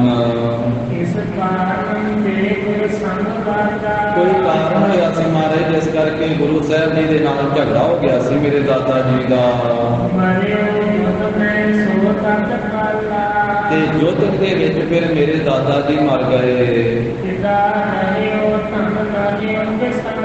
ਫਿਰ ਇਹ ਕਿਸੇ ਕਾਰਨ ਤੇ ਮੇਰੇ ਦਾਦਾ ਜੀ ਤਾਂ ਚੜ੍ਹਾਈ ਕਰ ਗਏ, ਤਾਂ ਫਿਰ ਮੇਰੇ ਪਿਤਾ ਜੀ ਰਹਿ ਗਏ, ਉਹ ਸਰਕਾਰੀ ਨੌਕਰੀ ਕਰਦੇ ਰਹੇ। ਤੇ ਮੇਰੇ ਪਿਤਾ ਜੀ ਉਹ ਹਜ਼ਰਤ ਬਾਦਸ਼ਾਹ ਦੀ ਚਾਕਰੀ ਨੌਕਰੀ ਕਰਦੇ ਰਹੇ। ਇਸ ਕਰਕੇ ਮੇਰੇ ਪਿਤਾ ਜੀ ਨੇ ਬਹੁਤਾ ਧਨ ਜਿਹੜਾ ਉਹ ਪ੍ਰਾਪਤ ਕੀਤਾ। ਹਾਂ, ਪਿਤਾ ਮੇਰਾ ਜਿਹੜਾ ਉਹ ਬਾਦਸ਼ਾਹ ਦੇ ਫਿਰ ਫੌਜ ਦੇ ਵਿੱਚ ਰਿਹਾ ਤੇ ਉੱਥੋਂ ਬਹੁਤਾ ਧਨ ਪ੍ਰਾਪਤ ਕੀਤਾ। ਬਾਦਸ਼ਾਹ ਦੀ ਫੌਜ ਵਿੱਚ ਰਹਿ ਕੇ ਨੌਕਰੀ ਕਰਦੇ ਰਹੇ। ਪਹਿਲਾਂ ਸ਼ਾਹਜਹਾਨ ਬਾਦਸ਼ਾਹ ਸੀ, ਉਹਨਾਂ ਦੇ ਪਾਸ ਨੌਕਰੀ ਕਰਦੇ ਰਹੇ ਮੇਰੇ ਪਿਤਾ ਜੀ। ਬਾਅਦ ਵਿੱਚ ਔਰੰਗਜ਼ੇਬ ਦੀ ਫੌਜ ਦੇ ਵਿੱਚ। ਫਿਰ ਮੇਰੇ ਪਿਤਾ ਜੀ ਦੀ ਉਮਰ ਵੀ ਪੂਰੀ ਹੋ ਗਈ ਤੇ ਵੀ ਚੜ੍ਹਾਈ ਕਰ ਗਏ। ਹੁਣ ਆਪਣੇ ਪਿਤਾ ਜੀ ਦੇ ਥਾਂ ਤੇ ਮੈਂ ਨੌਕਰੀ ਕਰਦਾ। ਹੁਣ ਮੈਨੂੰ ਨੌਕਰੀ ਮਿਲੀ ਹੋਈ ਹੈ ਸਰਕਾਰੀ। ਜਿੰਨਾ ਮਹੀਨੇ ਦੀ ਤਨਖਾਹ ਮੇਰੇ ਪਿਤਾ ਜੀ ਨੂੰ ਮਿਲਦੇ ਸੀ, ਉਹਨਾਂ ਹੀ ਦਰਮਾਹਾ ਮੈਨੂੰ ਮਿਲਦਾ ਹੈ। ਅਸੀਂ ਸਦਾ ਵਾਸਤੇ ਉਹ ਦਾਦਾ ਜੀ ਤੋਂ ਲੈ ਕਰਕੇ ਫਿਰ ਪਿਤਾ ਜੀ ਹੁਣ ਮੈਂ ਉਹ ਧਨ ਪ੍ਰਾਪਤ ਕਰਦੇ ਰਹੇ ਹਾਂ। ਇਸ ਤਰ੍ਹਾਂ ਕੁੱਲ ਸਮਾਂ ਇਹ ਗੁੱਲ ਖਾਨ ਨੇ ਇਹ ਗੱਲਬਾਤ ਕਰਦਿਆਂ ਦਸ਼ਮੇਸ਼ ਪਾਤਸ਼ਾਹੀ ਦੇ ਚਰਨਾਂ ਵਿੱਚ ਬੈਠ ਕੇ ਸਮਾਂ ਬਤੀਤ ਕੀਤਾ। ਫਿਰ ਉੱਠ ਪਿਆ ਤੇ ਸਲਾਮ ਕੀਤੀ, ਮਹਾਰਾਜ ਤਸੀਹ ਝੁਕਾਇਆ ਤੇ ਸਲਾਮ ਕਰਕੇ ਉੱਠ ਪਿਆ। ਤੇ ਮਹਾਰਾਜ ਸਾਹਿਬ ਜੀ ਨੇ ਫੇਰ ਸਿੰਘਾਂ ਨੂੰ ਕਹਿ ਕੇ ਕਹਿਣ ਲੱਗੇ ਗੁੱਲ ਖਾਨ ਨੂੰ 5 ਰੁਪਈਏ ਦੇ ਦਿਓ। ਪਹਿਲੇ ਦਿਨ 5 ਮੋਹਰਾਂ ਦਵਾਈਆਂ ਸੀ, ਹੁਣ 5 ਰੁਪਈਏ। ਮਹਾਰਾਜ ਕਹਿੰਦੇ 5 ਰੁਪਈਏ ਦੇ ਦਿਓ। 5 ਰੁਪਈਏ ਦਵਾਏ ਸਤਿਗੁਰੂ ਜੀ ਨੇ। ਉਹਨਾਂ ਦਿਨਾਂ 'ਚ 5 ਰੁਪਈਏ ਵੀ ਬੜੀ ਕੀਮਤ ਰੱਖਦੇ ਸੀ ਉਸ ਮੌਕੇ। ਅੱਜ ਕੱਲ੍ਹ ਦੇ ਇਹ 25-30 ਹਜ਼ਾਰ ਤੋਂ ਵੱਧ ਹੋਣਗੇ ਉਦੋਂ ਦੇ 5 ਰੁਪਈਏ। ਤੋ ਇਸ ਤਰੀਕੇ ਦੇ ਨਾਲ 5 ਰੁਪਈਏ ਫਿਰ ਦਿਵਾਏ। ਤੇ ਇਹ 5 ਰੁਪਈਆਂ ਦਾ ਕਹਿੰਦੇ ਇਨਾਮ ਲੈ ਕਰਕੇ ਫਿਰ ਚੱਲ ਪਿਆ ਖੁਸ਼ ਹੋ ਕੇ। ਤੇ ਸਿੰਘਾਂ ਨੇ ਵੇਖਿਆ ਪਰਖਿਆ ਗੁਰੂ ਸਾਹਿਬ ਜੀ ਦੇ ਖਿਆਲ ਨੂੰ। ਕਹਿੰਦੇ ਕਿ ਗੁਰੂ ਸਾਹਿਬ ਜੀ ਦਾ ਵੀ ਪਤਾ ਨਹੀਂ ਲੱਗਦਾ। ਮਹਾਰਾਜ ਜੀ ਕਈ ਵਾਰੀ ਉਲਟੀ ਗੱਲ ਕਰ ਦਿੰਦੇ ਹਨ, ਸਿੰਘ ਇਸ ਤਰ੍ਹਾਂ ਪਿਆਰ ਕਰਦੇ। ਹੱਥ ਜੋੜ ਕਰਕੇ ਬੇਨਤੀ ਕੀਤੀ। ਉਹ ਉਲਟੀ ਗੱਲ ਕਿਹੜੀ ਆ ਉਹ ਅੱਗੇ ਦੱਸਣਗੇ। ਹੁਣ ਹੱਥ ਜੋੜ ਕੇ ਬੇਨਤੀ ਕੀਤੀ ਵੀ ਮਹਾਰਾਜ ਤੁਸੀਂ ਆਪ ਹੀ ਕਹਿੰਦੇ ਹੋ ਕਿ ਜਿਹੜੇ ਤੁਰਕ ਆਉਂਦੇ ਇਹਨਾਂ ਦਾ ਧਿਆਨ ਰੱਖਿਆ ਕਰੋ, ਇਹਨਾਂ ਦੀ ਨਿਸ਼ਾਨੀ ਰੱਖਿਆ ਕਰੋ। कि जंग युद्ध करते आए आ, इस करके किन्ने जंगा युद्धां विच मरे आ। ते महाराज कहंदे भी इन्हां ते पूरी निगाह रखिया करो, सावधानी दे नाल आउंदे जांदे आ।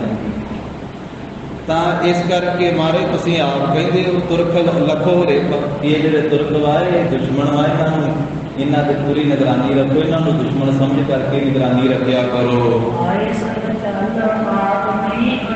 ते आप जी दी जो आज्ञा वो तां अचल है, वो तां चलायमान नहीं हो सकती, कोई वेट नहीं सकता है।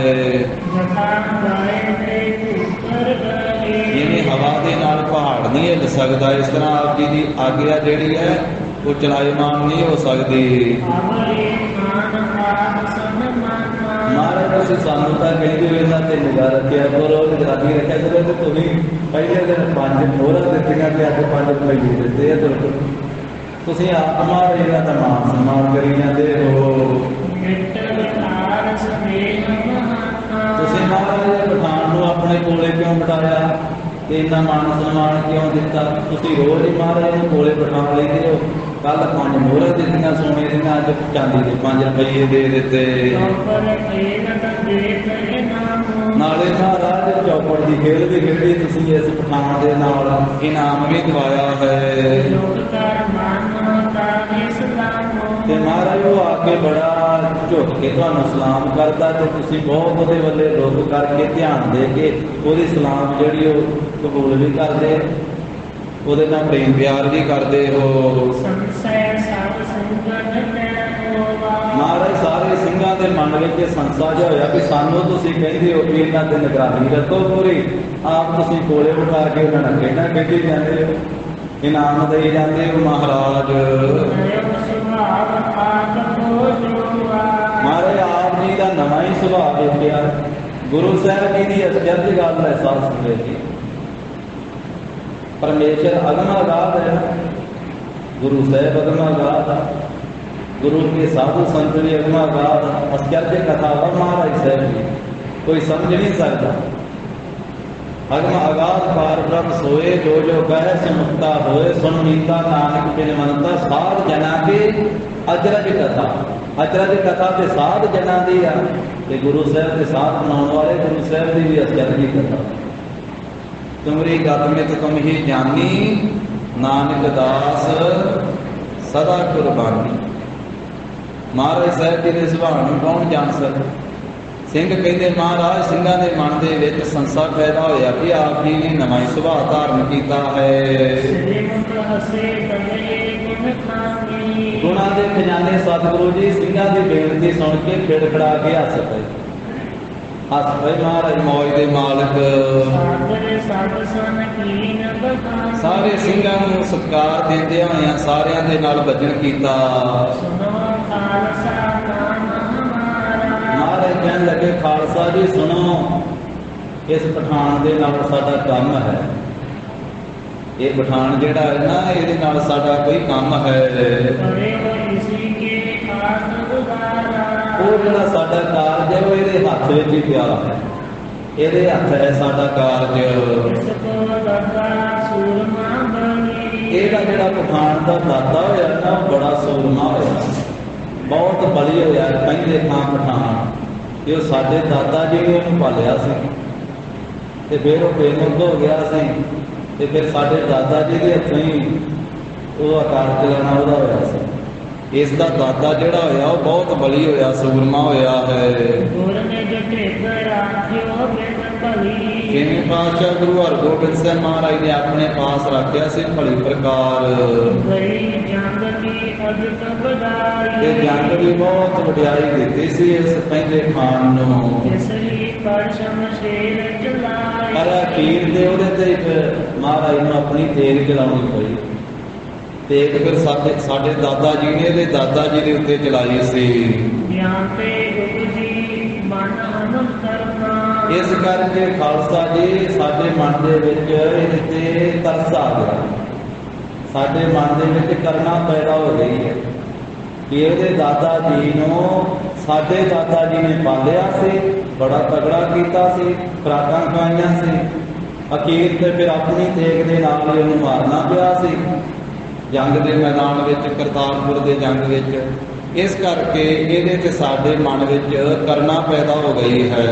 ਲੜਕਾ ਭਇਓ ਸੁਨੇਹ ਹੈ ਕਰਨਾ। ਇਸ ਕਰਕੇ ਪਹਿੰਦੇ ਖਾਨ ਦੀ ਇਹ ਕੁਲ ਦਾ ਲੜਕਾ ਹੈ, ਇਸ ਕਰਕੇ ਅਸੀਂ ਇਹਦੇ ਨਾਲ ਪਿਆਰ ਕੀਤਾ ਹੈ। ਨਿਮ ਕੈ ਸੰਗਨ ਕੋ ਸੰਤੋਸ਼ਾ। ਇਸ ਤਰ੍ਹਾਂ ਕਹਿ ਕਰਕੇ ਮਹਾਰਾਜ ਨੇ ਟਾਲ ਦੇ ਦਿੱਤਾ ਸਿੰਘਾਂ ਨੂੰ।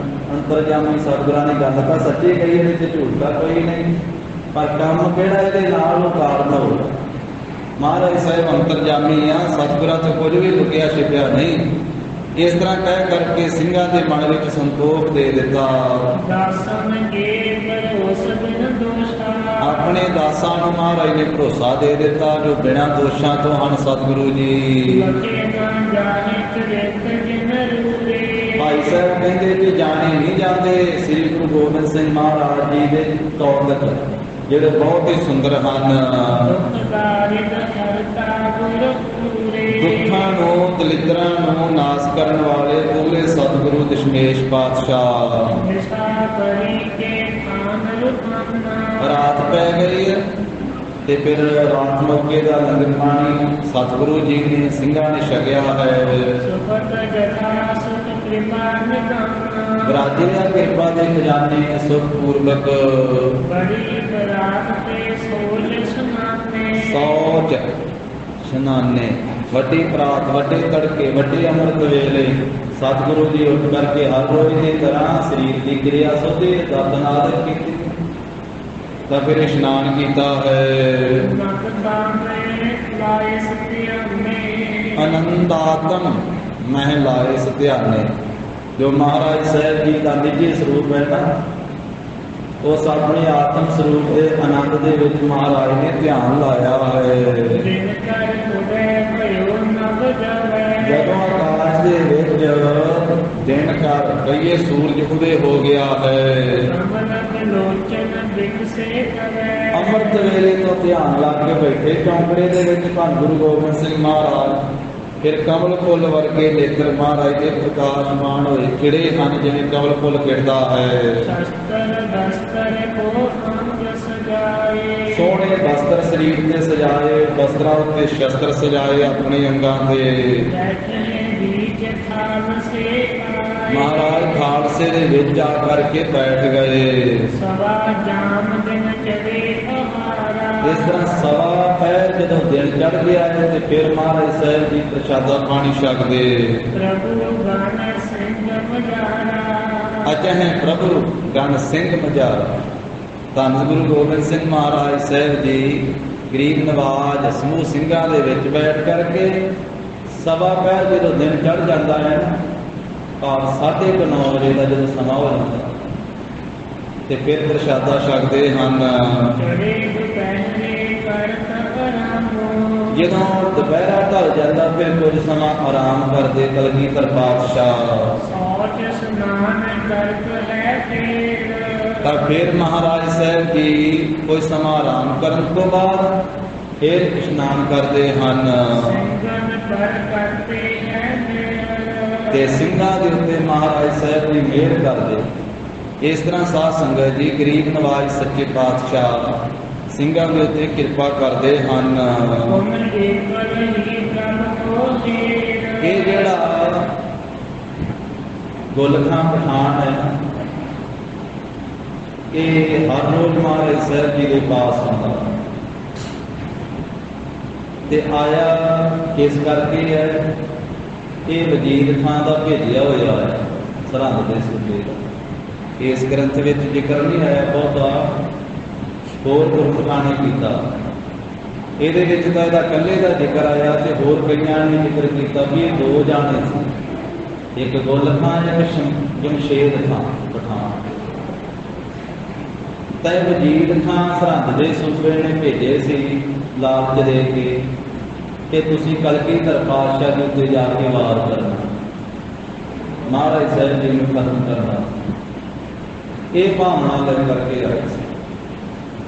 ਹੁਣ ਕਈ ਦਿਨ ਲੰਘ ਗਏ, ਦਾ ਘਾਹ ਤੇ ਲਾਉਂਦਾ ਰਿਹਾ ਕਿ ਕਿਹੜੇ ਮੌਕੇ ਤੇ ਸਿੰਘ ਮਹਾਰਾਜ ਦੇ ਕੋਲੇ ਹੁੰਦੇ, ਇਹਦਾ ਦਾ ਨਹੀਂ ਲੱਗਾ ਇਹਨਾਂ ਪਠਾਣਾ ਨੂੰ। ਫਿਰ ਇੱਕ ਦਿਨ ਸ਼ਾਮ ਦਾ ਸਮਾਂ ਹੈ, ਰਹਿਰਾ ਸਾਹਿਬ ਜੀ ਦਾ ਪਾਠ ਹੋ ਚੁੱਕਾ ਹੈ। ਉਸ ਤੋਂ ਉਪਰੰਤ ਸਿੰਘ ਕੁਝ ਇੱਧਰ ਉੱਧਰ ਹੋਏ, ਸਜੇ ਖੱਬੇ महाराज अपने आसन से आ। उस मौके ते इंटा का आ लगा। तैने वेख्या फिर कि सतगुरु जी कल्ले हैं, फिर किवें महाराज उत्ते वार करता है। इतों बराबर इस पठान ने फिर वेख्या भी हम सतगुरु कलगीधर पातशाह कल्ले हैं, सिंह कोई नेड़े नहीं है, सिंह सजे खब्बे बाहर चले गए हैं। और उस मौके ते गोलखां पठान ने इसने वेख्या भी महाराज कल्ले आ, ते उस मौके कल्लिया वेख करके इसने महाराज साहब उत्ते कटार का वार किया। कटार का वक्की पर ने सतगुरु जी लम्बे पया ते वक्की के उत्ते वार किया है। पहले इन्हें वार किया तो खाली गया, फिर दूसरी बेर कहते वार किया है। वो बांह के हेठां वार चले गया है। महाराज साहब जी गरीब नवाज सर्व कला समर्थ लम्बे पे हुए हैं। उस मौके ते वो वार इहदा बहुता लगा नहीं है। फिर कहते कि बड़ी धीरज दे नाल इन्हें फिर तीसरा वार किया है। फिर गुरु साहब जी के पेट के वार जोर ना किया ते कुछ पेट जिहड़ा इन्हें वो वार दे नाल फाड़ दिता। महाराज साहब जी के वार जिहड़ा वो वक्की दे विच पेट दे विच कर दिता है। इस तरह बहुता जख्म लगे महाराज साहब जी के पेट दे विच कोप विसाले ते बहुत इन्हें गुस्से में आ करके वार किया है। इस तरह सतगुरु साहब जी ने उस मौके ते वीर रस में आ करके जो इन्हें वार किया गुरु साहब के उत्ते छेती छेती के नाल काली काली के नाल वार कर देते ना, पहला दूजा तीजा ते तीजा वार बहुता जोर नाल कर दिता महाराज साहब जी के वक्की से। फिर सतगुरु जी कोप विच वीर रस में आ करके एक जम धड़ महाराज के पास पई सी कटार, वो फड़ लई उसे वेले। उसे वेले महाराज ने इस पठान के उत्ते वार किया है। शत्रु को फारे, जेड़ा पठान शत्रु सी ना, महाराज ने कटार दे नाल इहदा पेट फाड़ दिता उसे मौके ते। उच्ची आवाज के नाल तंबू दे विच सी महाराज साहब, उच्ची आवाज के नाल कलगीधर पातशाह जी ने फिर आवाज दी है सिंघां नूं। महाराज कहते कोई सिंह नेड़े है, उच्ची गर्जनी आवाज गरीब नवाज ने मारी है। ते सिंह तां बाहर लागे लागे ही सी, ये पठान रोज आउंदे रहिंदे सी, इस करके सिंघां ने बेनती भी की सी महाराज साहब कि इन्हां नूं बहुता नेड़े ला रहे हो। तो बाहर तंबू के नेड़े ही सिंह सी, जो उच्ची आवाज महाराज ने मारी है तो सुनत शब्द को तत्क्षण आए, छेती नाल महाराज की आवाज सुन के सिंह तंबू वाल नूं आए। नंगियां श्री साहिबां सिंघां दे हत्थ विच भज के आए सिंह। जिस वेले लखा सिंह आया है, सिंह का नाम है जो सब तो पहलों अंदर आया तंबू, हथ विच नंगी श्री साहिब महाराज के सिंह दे भाई लखा सिंह दे। उन्हें वेख्या कि पठान ने तो महाराज ने हमला कर दिता, गुरु साहब के उत्ते वार कर दिता अपराधिया होया दे। इस करके वो भाई लखा सिंह ने पठान नूं वेख करके ते बड़े बल दे नाल अपनी कृपान का वार पठान के उत्ते कर दिता है। भाई लखा सिंह ने इक्के ही वार दे नाल पठान की धौन वट के ना धड़ तो थले ला दी। इक्के वार दे नाल ही पठान का सिर धड़ तो थले ला दिता। उंज कईयां इत्थे नहीं जिक्र आया, होर गुरमुखां ने कीता कि ये गुलखां ने अंदर वार कीता, इहनूं कलगीधर पातशाह ने अंदर ही मार दिता सी। कईयां गुरमुखां लिखिया महाराज ने श्री साहिब नाल उत्थे झटका दिता सी। ते जिहड़ा दूजा बाहर वेखदा सी भी मैं वेंदा कोई सिंह बाहरों ना आवे, वो जमशेद खां उन्होंने फिर बाहरों आके बाहरों सिंह दूजे ने उन्हें मार दिता सी। इस तरीके नाल इत्थे एक दा जिक्र आया है, कईयां गुरमुखां ने दोवां दा कीता है, भाव दोवें ही मारे गए। ਤੋ ਇਸ ਤਰੀਕੇ ਨਾਲ ਇਹਦੀ ਜਦੋਂ ਧੌਣ ਵੱਢ ਦਿੱਤੀ ਭਾਈ ਲੱਖਾ ਸਿੰਘ ਨੇ ਕਿ ਰੌਲਾ ਪੈ ਗਿਆ। ਫਿਰ ਸਿੰਘ ਨੇ ਆਵਾਜ਼ਾਂ ਮਾਰੀਆਂ ਵੀ ਮਹਾਰਾਜ ਸਾਹਿਬ ਦੇ ਉੱਤੇ ਪਠਾਨ ਨੇ ਹਮਲਾ ਕਰ ਦਿੱਤਾ। ਗੁਰੂ ਸਾਹਿਬ ਜੀ ਬਰਾਜੇ ਸੀ ਜਾਂ ਪਠਾਨ ਨੇ ਆ ਕੇ ਮਹਾਰਾਜ ਸਾਹਿਬ ਜੀ ਦੇ ਉੱਤੇ ਕਟਾਰ ਦਾ ਹਮਲਾ ਕਰ ਦਿੱਤਾ। ਸਿੰਘ ਇੱਧਰੋਂ ਉੱਧਰੋਂ ਭੱਜ ਕੇ ਆਏ ਤੇ ਲੱਖਾ ਸਿੰਘ ਨੂੰ ਮਾਰੇ ਕਹਿਣ ਲੱਗੇ ਕਿ ਵਾਰ ਕਰਕੇ ਇਹਦੀ ਧੌਣ ਲਾ ਦਿੱਤੀ, ਅਸੀਂ ਤੇ ਪਹਿਲਾਂ ਹੀ ਵਾਰ ਕਰ ਦਿੱਤਾ ਸੀ ਇਹਦੇ ਉੱਤੇ, ਇਹ ਤਾਂ ਪਹਿਲਾਂ ਹੀ ਮਰਿਆ ਹੋਇਆ ਸੀ। ਫਿਰ ਅਸੀਂ ਤਾਂ ਇਹਨੂੰ ਪਹਿਲਾਂ ਹੀ ਮਾਰ ਦਿੱਤਾ ਸੀ, ਫਿਰ ਕਾਹਦੇ ਵਾਸਤੇ ਖੜਗ ਦਾ ਪ੍ਰਹਾਰ ਕੀਤਾ।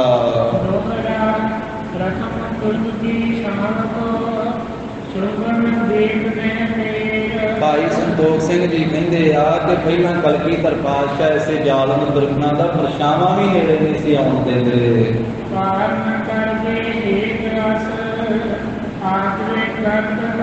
ਮਹਾਰਾਜ ਨੇ ਇਹ ਭਾਣਾ ਵਰਤਾਉਣਾ ਸੀ, ਇਹ ਕਾਰਨ ਮਹਾਰਾਜ ਨੇ ਬਣਾਉਣਾ ਸੀ, ਇਸ ਕਰਕੇ ਇਹਨਾਂ ਪਠਾਣਾਂ ਨੂੰ ਬਹੁਤ ਆਦਰ ਦਿੱਤਾ। ਮਹਾਰਾਜ ਨੇੜੇ ਲਾਇਆ, ਚੌਪੜ ਦੀ ਖੇਡ ਵੀ ਖੇਡੀ, ਮੋਹਰਾਂ ਵੀ ਦਵਾਈਆਂ ਗੁੱਲ ਖਾਨ ਨੂੰ, ਅਗਲੇ ਦਿਨ 5 ਰੁਪਏ ਚਾਂਦੀ ਦੇ ਵੀ ਦਵਾਏ। ਇਹ ਵੀ ਇੱਕ ਮਹਾਰਾਜ ਅੰਤਰਜਾਮੀ ਭਾਣੇ ਦੇ ਮਾਲਕ ਗਰੀਬ ਨਵਾਜ ਕਾਰਨ ਕਰਦੇ ਹੇਤ ਅਸ ਐਸਾ ਕਾਰਨ ਕਰਨਾ ਸੀ, ਐਸਾ ਭਾਣਾ ਵਰਤਾਉਣਾ ਸੀ ਤੇ ਵੇਖੋ ਉਹਨਾਂ ਨੂੰ ਆਦਰ ਦੇ ਕੇ ਆਪਣੇ ਨੇੜੇ ਲਾ ਲਿਆ।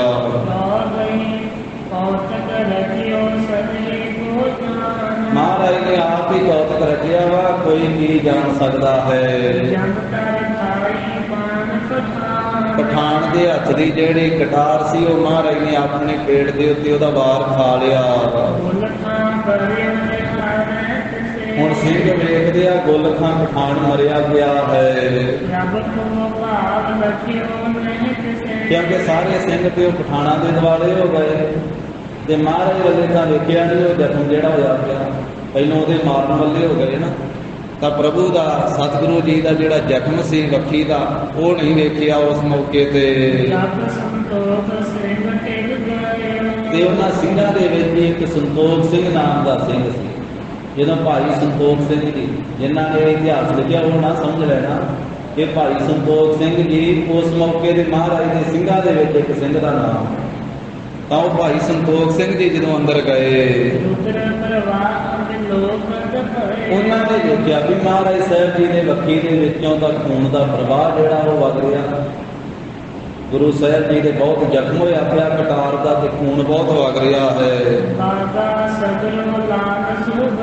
ਤੇ ਮਹਾਰਾਜ ਸਾਹਿਬ ਜੀ ਦਾ ਸਾਰਾ ਹੀ ਬਾਗਾ ਕਹਿੰਦੇ ਚੋਲੇ ਨੂੰ, ਮਹਾਰਾਜ ਦਾ ਸਾਰਾ ਹੀ ਚੋਲਾ ਜਿਹੜਾ ਉਹ ਲਾਲ ਰੰਗ ਦਾ ਹੋ ਗਿਆ, ਖੂਨ ਵਗ ਵਗ ਕੇ ਖੂਨ ਦੇ ਰੰਗ ਵਾਲਾ ਹੋ ਗਿਆ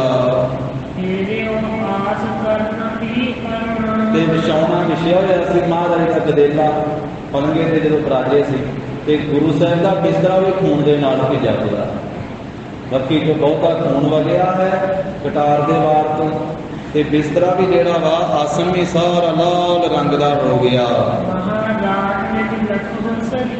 ਫਿਰ ਭਾਈ ਸੰਤੋਖ ਸਿੰਘ ਨੇ ਬੇਨਤੀ ਕੀਤੀ ਵੀ ਮਹਾਰਾਜ ਆਪਣੇ ਸਰੀਰ ਵੱਲੇ ਵੇਖੋ। ਮਹਾਰਾਜ ਕਿੰਨਾ ਖੂਨ ਵਗਿਆ ਹੋਇਆ ਆਪ ਜੀ ਦੇ ਸਾਰੇ ਬਸਤਰੀ ਭਿੱਜ ਗਏ, ਚੋਲਾ ਭਿੱਜ ਗਿਆ, ਵੇਖੋ ਆਸਣ ਸਾਰਾ ਭਿੱਜ ਗਿਆ ਹੈ। ਪਰ ਸਤਿਗੁਰੂ ਧੀਰਜ ਧਾਰੀ ਵੱਡੇ ਸੂਰਬੀਰ ਬਹਾਦਰ, ਕੋਈ ਖਿਆਲ ਹੀ ਨਹੀਂ ਹੈ ਕਿ ਸਾਡੇ ਜ਼ਖਮ ਹੋਇਆ ਹੈ, ਖੂਨ ਵਗਿਆ ਹੈ, ਧੀਰਜ ਧਾਰਿਆ ਹੋਇਆ ਹੈ। ਜ਼ਖਮ ਤੇ ਬਹੁਤਾ ਵੱਡਾ ਹੋਇਆ ਸੀ ਸਾਧ ਸੰਗਤ ਜੀ, ਪਰ ਪੀੜ ਕੋਈ ਨਹੀਂ ਮੰਨ ਰਿਹਾ ਦਸਮ ਪਾਤਸ਼ਾਹ। ਮਹਾਰਾਜ ਸਰਬ ਕਲਾ ਸਮਰੱਥ ਸਤਿਗੁਰੂ ਇਹ ਸਿੰਘ ਨੇ ਬੇਨਤੀ ਕੀਤੀ ਮਹਾਰਾਜ ਆਪਣੇ ਸਰੀਰ ਵੱਲ ਵੇਖੋ ਕਿੰਨਾ ਵੱਡਾ ਜ਼ਖਮ ਹੋਇਆ, ਕਿੰਨਾ ਖੂਨ ਨਿਕਲਿਆ ਹੈ। ਇਸ ਤਰ੍ਹਾਂ ਸੁਣ ਕੇ ਸਾਰੇ ਸਿੰਘਾਂ ਨੂੰ ਪਤਾ ਲੱਗ ਗਿਆ, ਸੁਣ ਕੇ ਵੇਖ ਕੇ ਸਾਰਾ ਹੀ ਖਾਲਸਾ ਇਕੱਠਾ ਹੋ ਗਿਆ ਕਲਗੀਧਰ ਪਾਤਸ਼ਾਹ ਜੀ ਦੇ ਨੇੜੇ। ਤੇ ਉਸ ਮੌਕੇ ਤੇ ਫਿਰ ਬਸਤਰ ਪਿੱਛੇ ਹਟਾ ਕੇ ਨਾ ਚੋਲਾ ਚੁੱਕ ਕੇ ਤੇ ਫਿਰ ਹੇਠਾਂ ਜ਼ਖਮ ਵੇਖਿਆ ਸਰੀਰ ਦੇ ਉੱਤੇ ਸਿੰਘਾਂ ਨੇ। ਆਖਿਆ ਪ੍ਰਭੂ ਜੀ ਕਟਾਰ ਦਾ ਬਹੁਤਾ ਵੱਡਾ ਜ਼ਖਮ ਲੱਗਾ ਹੋਇਆ ਹੈ। ਮਹਾਰਾਜ ਅਸੀਂ ਵੇਖਿਆ ਬਹੁਤ ਜ਼ਿਆਦਾ ਡੂੰਘਾ ਸਤਿਗੁਰੂ ਜੀ ਇਹ ਜ਼ਖਮ ਲੱਗਾ ਹੋਇਆ ਹੈ ਕਟਾਰ ਦਾ। ਕਿਸ ਤੇ ਜਪੋ ਕਿਸ ਤਾਰਿਓ ਖੇਲ, ਇਹ ਸਤਿਗੁਰੂ ਜੀ ਇਹ ਕਿਸ ਤਰ੍ਹਾਂ ਦਾ ਖੇਲ ਆਪ ਜੀ ਨੇ ਰਚ ਦਿੱਤਾ। ਰੋਜ ਤੁਰਕ ਸੋ ਰਾਖਿਓ ਮੇਲ, ਮਹਾਰਾਜ ਇਹ ਜ਼ਾਲਮ ਤੁਰਕ ਦੇ ਨਾਲ ਆਪ ਜੀ ਨੇ ਮੇਲ ਰੱਖਿਆ, ਇਹਨੂੰ ਨੇੜੇ ਲਾ ਲਿਆ। ਰਹਿਓ ਜੂਰ ਸਿੰਘ ਨਹੀਂ ਕੋਈ, ਮਹਾਰਾਜ ਇਹ ਕਿਸ ਤਰ੍ਹਾਂ ਦਾ ਖੇਲ ਆਪ ਜੀ ਨੇ ਰਚ ਦਿੱਤਾ ਇਸ ਮੌਕੇ ਤੇ।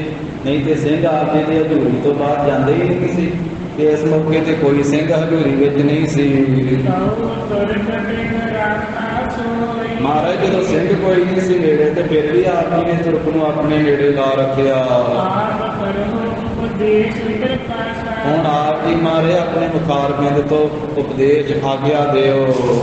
ਕੀਜੇ ਨਹੀਂ ਤੁਰਕ ਪਰਵਾਸਾ, ਵਾਹਿਗੁਰੂ ਸਿੰਘਾਂ ਨੇ ਆਗਿਆ ਮਾਰੇ, ਆਪ ਜੀ ਤਾਂ ਇਹ ਬਚਨ ਕਹਿੰਦੇ ਸੀ, ਆਪ ਜੀ ਨੇ ਤਾਂ ਉਪਦੇਸ਼ ਪ੍ਰਕਾਸ਼ਿਆ ਸੀ, ਉਪਦੇਸ਼ ਦਿੱਤਾ ਸੀ ਕਿ ਇਹਨਾਂ ਜ਼ਾਲਮ ਤੁਰਕਾਂ ਦੇ ਉੱਤੇ ਭਰੋਸਾ ਨਾ ਕਰੋ। ਇਹ ਰਾਵਣ ਨੇ ਕਿਆ ਕਰ ਲਏ, ਤੇ ਮਹਾਰਾਜ ਆਪ ਜੀ ਨੇ ਇਸ ਤੁਰਕ ਨੂੰ ਨੇੜੇ ਲਾ ਕਰਕੇ ਕੀ ਖੇਲ ਰਚ ਦਿੱਤਾ ਹੈ।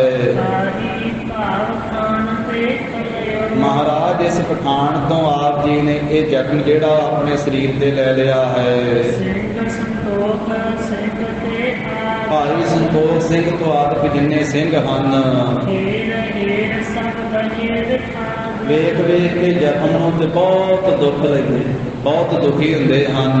ਧੀਰ ਦੇਨ ਕੋ ਗੁਰੂ ਉਚਾਰੀ, ਸਾਰੇ ਸਿੰਘਾਂ ਨੂੰ ਧੀਰਜ ਦੇਣ ਵਾਸਤੇ ਮਹਾਰਾਜ ਨੇ ਬਚਨ ਕੀਤੇ।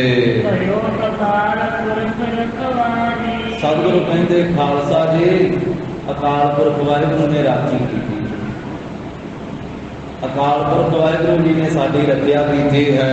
ਪਰਮ ਅਜੰਤਾ ਜਿਤ ਨਹੀਂ ਪਾਈ, ਸਿੰਘੋ ਚਿੱਤ ਵਿੱਚ ਕੋਈ ਵੀ ਚਿੰਤਾ ਨਾ ਕਰੋ। ਭਾਵ ਅਲਪ ਅਸਕੇਤ ਸਹਾਈ, ਥੋੜਾ ਜਿਹਾ ਜ਼ਖਮ ਹੈ, ਕੋਈ ਬਹੁਤਾ ਜ਼ਖਮ ਨਹੀਂਗਾ। ਮਹਾਰਾਜ ਕਹਿੰਦੇ ਅਸਕੇਤ ਸਹਾਈ ਹੋਇਆ। ਧੰਨ ਸ੍ਰੀ ਗੁਰੂ ਗੋਬਿੰਦ ਸਿੰਘ ਮਹਾਰਾਜ ਸਾਹਿਬ ਜੀ ਵਾਹਿਗੁਰੂ ਜੀ ਦੇ ਨਾਮ ਲੈਂਦੇ ਅਕਾਲ ਪੁਰਖ, ਆਸਪਾਨ, ਆਸਕੇਤ, ਖੜਗ ਕੇਤ, ਇਹ ਮਹਾਰਾਜ ਨੇ ਵਾਹਿਗੁਰੂ ਜੀ ਦੇ ਨਾਮ ਲਏ ਆਪਣੀ ਬਾਣੀ ਦੇ ਵਿੱਚ। ਆਪਾਂ ਪੜ੍ਹਦੇ ਹਾਂ ਜਾਪ ਸਾਹਿਬ ਦੇ ਵਿੱਚ, ਚੌਪਈ ਸਾਹਿਬ ਦੇ ਵਿੱਚ, ਹੋਰ ਗੁਰੂ ਸਾਹਿਬ ਜੀ ਦੀ ਬਾਣੀ ਜੋ ਹੈ ਉਹਦੇ ਵਿੱਚ ਪੜ੍ਹਦੇ ਹਾਂ। ਖੜਗ ਕੇਤ ਮੈਂ ਸਰਨ ਤਿਹਾਰ, ਆਪ ਹਾਥ ਦਾ ਲੇਵ ਉਬਾਰੀ, ਸਰਬ ਠਾਰ ਮੋ ਹੋਵੋ ਸਹਾਈ, ਦੁਸ਼ਟ ਦੋਖ ਤੇ ਲੇਵੋ ਬਚਾਈ। ਤੋ ਇਸੇ ਤਰ੍ਹਾਂ ਮਹਾਰਾਜ ਸਾਹਿਬ ਜੀ ਅਸਕੇਤ ਵੀ ਕਹਿੰਦੇ, ਅਸਮਾਨ ਵੀ ਕਹਿੰਦੇ ਹਨ। ਗਰੀਬ ਨਵਾਜ ਕਹਿੰਦੇ ਆ ਕਿ ਸਿੰਘੋ ਥੋੜਾ ਹੀ ਜ਼ਖਮ ਹੈ, ਅਸਕੇਤ ਸਹਾਈ ਹੋਏ ਹਨ। ਆਨ ਖੋਲ ਕਰ ਜਮ ਕਰ ਮਾਰੀ, ਮਹਾਰਾਜ ਕਹਿੰਦੇ ਵੀ ਇਹ ਖਾਨ ਨੇ ਬਹੁਤ ਜ਼ੋਰ ਦੇ ਨਾਲ ਜਿਹੜੀ ਕਟਾਰ ਮਾਰੀ ਹੈ, ਇਹ ਖਾਨ ਖੋਰ ਨੇ, ਇਹ ਜਿਹੜਾ ਨਿਮਕ ਹਰਾਮ ਪਠਾਨ ਹੈ। ਬਹੁਤ ਸਮੇਂ ਕੋ ਵੈਸ਼ ਕਿਤਾਨੀ, ਮਹਾਰਾਜ ਕਹਿੰਦੇ ਨੇ ਪ੍ਰਾਣੀ ਜਿਹੜੀ ਆਪਣੀ ਈਰਖਾ ਕੱਢੀ, ਬਹੁਤ ਸਮੇਂ ਦੀ ਜਿਹੜੀ ਦਵੈਸ਼ ਹੈ ਉਹ ਕੱਢੀ ਹੈ। ਅਸ਼ਟਾ ਗੁਰੂ ਮਹਾਬਲਤਾਨਾ, ਜੋ ਛੇਵੇਂ ਪਾਤਸ਼ਾਹ ਮਹਾਨ ਬਲੀ ਬਹਾਦਰ ਬਲ ਦਾ ਘਰ ਸਨ ਸਾਡੇ ਦਾਦਾ ਸਤਿਗੁਰੂ ਜੀ, ਬੰਦਿਓ ਜੋਤ ਮੈਂ ਜਾਣੇ ਕਿਤਾਨਾ, ਜਿਸ ਦੇ ਦਾਦੇ ਨੂੰ ਸਾਡੇ ਦਾਦਾ ਜੀ ਨੇ ਯੁੱਧ ਦੇ ਵਿੱਚ ਮਾਰਿਆ ਸੀ। ਪਾਲਿਆ ਵੀ ਸੀ ਇਹਦੇ ਦਾਦੇ ਨੂੰ, ਸਾਡੇ ਦਾਦਾ ਜੀ ਨੇ ਕਹਿੰਦੇ ਥਾਂ ਪਠਾਨ ਨੂੰ, ਤੇ ਉਹ ਜਿਹੜਾ ਇਹਦੇ ਦਾਦੇ ਨੂੰ ਮਾਰਿਆ ਨਾ, ਸਾਡੇ ਦਾਦਾ ਸਤਿਗੁਰੂ ਹਰਗੋਬਿੰਦ ਸਾਹਿਬ ਮਹਾਰਾਜ ਜੀ ਨੇ ਉਸ ਮੌਕੇ ਦੀ ਇਹਨੇ ਈਰਖਾ ਹੁਣ ਕੱਢੀ ਆ, ਉਹ ਦਵੈਸ਼ ਜਿਹੜੀ ਹੈ। ਸੰਤ ਰਹੇ ਪੂਰਬ ਕੀ ਬਾਤ, ਇਹ ਸੁਣਦਾ ਰਿਹਾ ਪਹਿਲਾਂ ਦੀ ਸਾਰੀ ਗੱਲਬਾਤ, ਅਬ ਲਗ ਭਾਤ ਚਲੇ ਮਨ ਭਾਤ, ਤੇ ਹੁਣ ਇਹਨੂੰ ਮੌਕਾ ਮਿਲ ਗਿਆ ਵੀ ਸਿੰਘ ਕੋਈ ਨੇੜੇ ਨਹੀਂ ਆ, ਸਤਿਗੁਰੂ ਜੀ ਇਕੱਲੇ ਆ, ਤੇ ਮੌਕਾ ਜਾਣ ਕੇ ਨੇ ਸਾਡੇ ਤੇ ਵਾਰ ਕੀਤਾ। ਉਹ ਵੀ ਇਹਦੇ ਮਨ ਵਿੱਚ ਈਰਖਾ ਸੀ ਆਪਣੇ ਦਾਦੇ ਵਾਲੀ। ਦੂਜਾ ਵਜੀਦ ਖਾਂ ਸਰਹੰਦ ਦੇ ਸੂਬੇ ਤੋਂ, ਕਿਉਂਕਿ ਨੌਕਰੀ ਕਰਦਾ ਸੀ ਨਾ ਸਰਕਾਰੀ, ਇੱਧਰੋਂ ਵੀ ਲਾਲਚ ਮਿਲਿਆ ਕਿ 10ਵੇਂ ਪਾਤਸ਼ਾਹ ਉੱਤੇ ਤੁਸੀਂ ਵਾਰ ਕਰਦੇ ਹੋ ਤੇ ਮੈਂ ਤੁਹਾਨੂੰ ਮਾਇਆ ਦੇਵਾਂਗਾ, ਇਨਾਮ ਦਿਆਂਗਾ। ਸਰਹੰਦ ਦਾ ਸੂਬਾ ਜਿਹੜਾ ਉਹ ਆਪ ਕਰਦਾ ਸੀ ਵੀ ਜੇ ਗੁਰੂ ਗੋਬਿੰਦ ਸਿੰਘ ਬਚੇ ਰਹੇ ਤੇ ਮੈਂ ਉਹਨਾਂ ਦੇ ਪੁੱਤਰ ਨੀਆਂ ਵਿੱਚ ਚਿਣੇ, ਉਹਨਾਂ ਨੇ ਛੱਡਣਾ ਨਹੀਂ ਮੈਨੂੰ। ਇਸ ਕਰਕੇ ਸਾਧ ਸੰਗਤ ਜੀ ਇਹ ਸਰਹੰਦ ਦੇ ਸੂਬੇ ਦੇ ਭੇਜੇ ਹੋਏ ਜਿਹੜੇ ਪਠਾਨ ਸੀ, ਇਹਨਾਂ ਨੇ ਮਹਾਰਾਜ ਤੇ ਵਾਰ ਕੀਤਾ। ਤੇ ਸਤਿਗੁਰੂ ਭਾਣਾ ਦੇ ਮਾਲਕ ਗਰੀਬ ਨਵਾਜ ਅੰਤਰਜਾਮੀ ਆ, ਮਹਾਰਾਜ ਨੇ ਬਹਾਨਾ ਇਹ ਬਣਾ ਦਿੱਤਾ ਸੱਚਖੰਡ ਬਿਆਨਾ ਕਰਨ ਦਾ। ਤੇ ਹੁਣ ਅੱਗੇ ਜਿਵੇਂ ਧੰਨ ਗੁਰੂ ਗ੍ਰੰਥ ਸਾਹਿਬ ਮਹਾਰਾਜ ਜੀ ਨੂੰ ਵਡਿਆਈ ਦੇਣਗੇ, जिमें गरीब नवाज सच्चे पातशाह सचखंड बयाना करनगे, ये वारी वारी साध संगत जी सारे प्रसंग आउणगे। कोई 15-20 दिनों के ये सारे प्रसंग साध संगत जी आ जाएंगे। इस ग्रंथ की नाले समाप्ति होगी श्री गुर प्रताप सूरज ग्रंथ की। ये 14वीं पोथी है, अखीरली पोथी है इस पावन ग्रंथ की। ते कलगीधर पातशाह जी के ये इतिहास के नाल ही इस ग्रंथ की संपूर्णता होती है। साध संगत जी तो आप सारिया संगतां ने हाजिरियां भर के गुरु घर के लाभ प्राप्त करना, जिथे आप हर रोज़ हाजिरी भरते हो तो ये थोड़े दिनों के ही इस पावन ग्रंथ की समाप्ति होगी। साध संगत जी श्री गुर प्रताप सूरज ग्रंथ का ये साध संगत जी अमृत के पवित्र गुरु के इतिहास के कथा का भोग पवेगा। तो विचार साझी करते हैं हुई भुलों चुकां की सतगुरु जी गुर संगत जी क्षमा देनी। देवो सज्जने असीस अड़ियां ज्यों हो गए सारी सुन ले। वाहिगुरु वाहिगुरु वाहिगुरु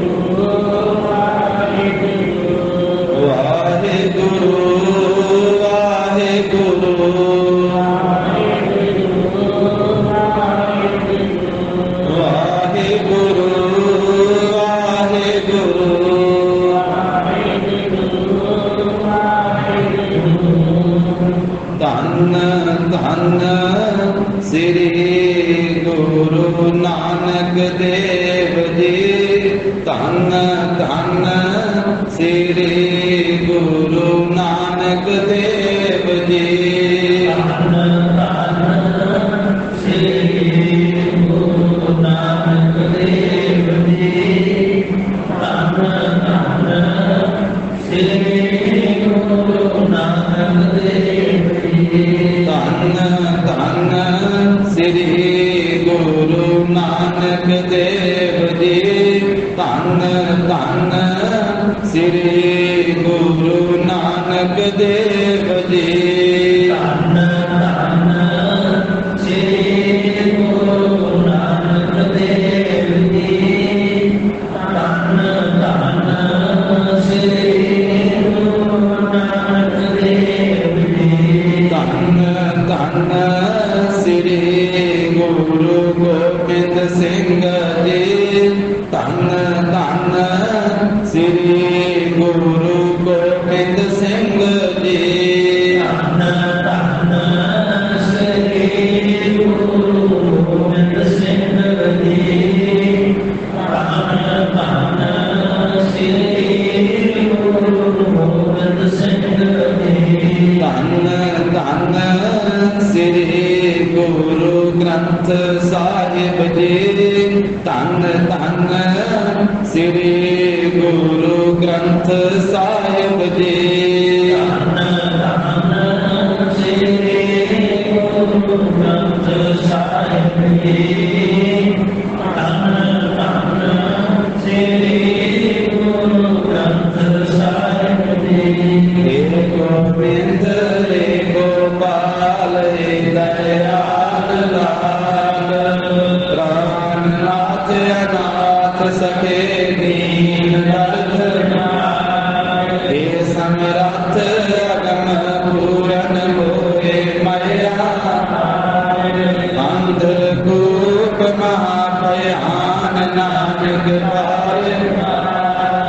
आए प्रभ शरणागति कृपा नित दयाल। एक अक्षर हर मन बसत नानक होत। कथा निता प्रत होत है सुनो सिंह सुजान। नानक गुर गोबिंद सिंह जी सदा करे। नानक गुर गोबिंद सिंह जी सदा करे बलिदान। वाहिगुरू जी का खालसा वाहिगुरू जी की फतेह।